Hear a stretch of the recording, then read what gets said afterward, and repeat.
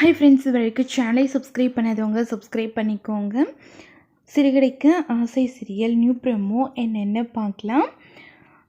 முத்துவும் மீனாவும் 2 பேருமே போலீஸில் மாட்டிகிட்டு இருக்காங்க. அப்போது ஸ்ருதியும் ரவியும் வர்றாங்க.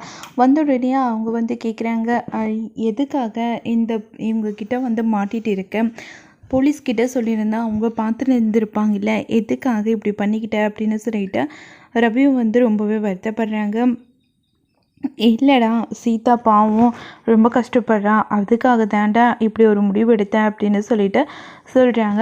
நீ பண்ணது எல்லாம் சரிதான், ஆனால் இப்போ நீயே இப்போ போலீஸ்கிட்ட மாட்டிகிட்டு இருக்கே அப்படின்னு சொல்லிட்டு ரொம்பவே வருத்தப்பட்டுட்டு இருக்காங்க.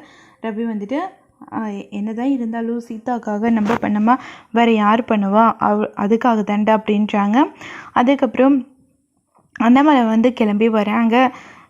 என்னடா பிரச்சனை, எதுக்காக இவங்க போலீஸ்கிட்ட மாட்டியிருக்கீங்க, இது ரொம்ப தப்பாக இருக்குடா, நீ இப்படியெல்லாம் செய்யக்கூடாது அப்படின்னு சொல்கிறாங்க. இல்லைப்பா, என்னை மன்னிச்சிடுங்க, நான் வேணும்னெல்லாம் செய்யலை, நான் சீதாவோட வாழ்க்கைக்காக தான் இப்போ செஞ்சேன் அப்படின்னு சொல்கிறாங்க. அது கேட்ட உடனே அண்ணாமலையும் ரொம்பவே வருத்தப்படுறாங்க.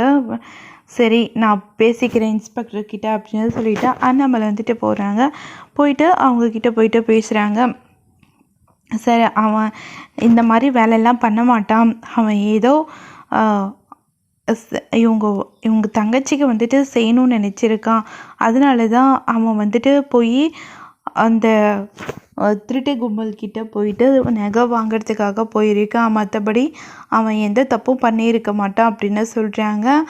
அது கேட்ட உடனே இன்ஸ்பெக்டர் சொல்கிறாங்க, அப்போ நாங்கள் எதுக்காக இருக்கோம், நாங்கள் ஏதாச்சும் பண்ணியிருப்போம்ல, நீங்கள் எதுக்காக தேவையில்லாத வேலையெல்லாம் பண்ணுறீங்க, ஏதாச்சும் ஒன்று தப்பாக நடந்திருந்தால் அதுக்கு என்ன பண்ணியிருப்பீங்க அப்படின்னு சொல்லிட்டு இன்ஸ்பெக்டர் கேட்குறாங்க. அதை கேட்ட உடனேயே அண்ணாமலை ரொம்பவே வருத்தப்படுறாரு. இதோட இந்த ப்ரோமோ முடியுது.